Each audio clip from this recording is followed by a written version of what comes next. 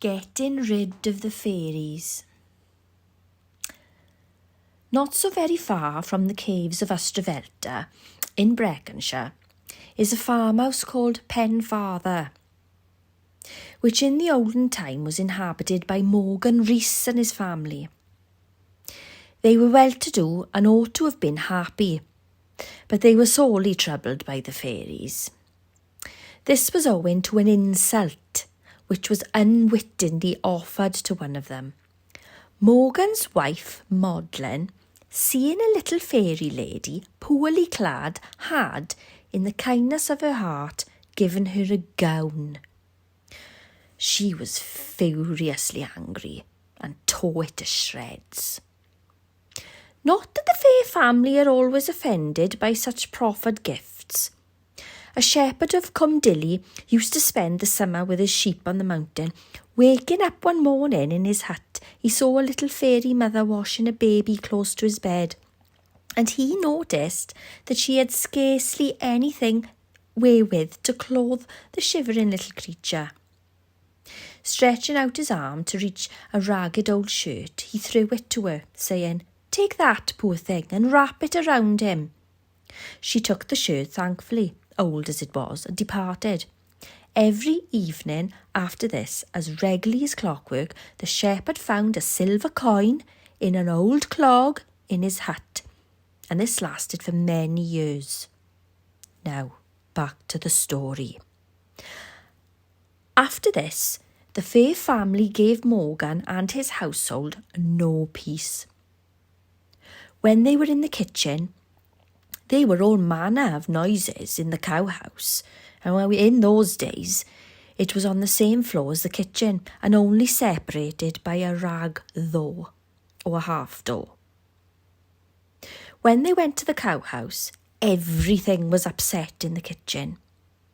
When they were at their meals, dust was shaken into their food through the crevices of the flooring above. At night, their crockery was broken. Their cows were milked dry and their horses ridden until their wind was broken. Oh, the nuisance was unbearable. And Morgan consulted a wise woman at Penderyn as to the best means of ridding Penfather of such troublesome company. She must have been a pretender and no real wise woman, for though her directions were faithfully carried out, they ended in nothing but disappointment and expense.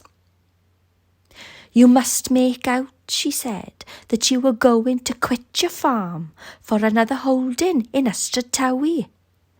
Collect all your stock together and put the whole of your household goods upon wagons. Then go down to Pontypridd Fechan, as you meant to leave Ystrfelder forever. You can then return through Hirwain and Penderyn, and you will find that the fairies have deserted your house. For it is their invariable custom to quit a place which passes from an old family into new hands." This Morgan did, and the procession had got as far as Pontypridd Fechan when Morgan was accosted by an old neighbour whom he met. "And so, you are going to leave us, Morgan Bach, are you?" Before Morgan had time to reply, a thin soprano voice piped out of a churn upon the top of one of the wagons. "Yes, we are going to live in Ystrad Towie." The scheme had failed, and there was nothing to do but return by the same way that they had come by. The behaviour of the fairies was more outrageous than ever after this. They even tried to steal Maudlin's baby from her arms one night in bed. But she screamed and held on, and as she afterwards told the neighbours, "God and me were too hard for them." Then Morgan consulted a cunning man of great reputation, living at Pentrefellin, and his plan was crowned with success. It was the commencement of the oat harvest, when the cae mawr or big field by the riverside, which it took 15 men to mow in a day, was ripe for the sickle. "How many of the neighbours will be coming to help us with the cae mawr tomorrow?" asked Modlin in a loud voice so that the fairies might hear. "There will be 15 of us in all," answered Morgan. "And you must see that the food is substantial and sufficient for the hard job before us." "Oh, the 15 men will have no reason to complain about that," said Modlin. "They shall be fed according to our means." Next morning, when the 15 men were showing their prowess in the big field, Modlin set about preparing the food. For the mowers, she procured a sparrow, trussed it like a fowl, and roasted it before the kitchen fire. Then she placed some salt in a nutshell and set the sparrow in a piece of bread no bigger than her fist upon the table. She had just taken to the horn to summon the mowers to dinner when the fairies, beholding the scanty provision made for the midday meal of so many hungry men, said, "We have lived long.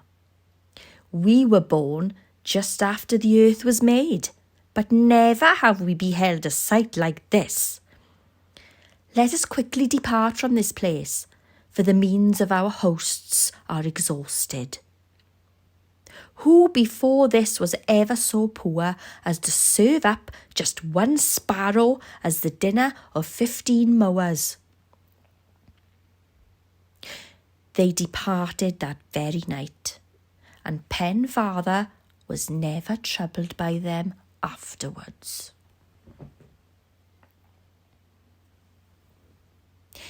If you would like to hear more Welsh fairy stories, don't forget to give this video a like, subscribe to my channel and hit the bell for notifications.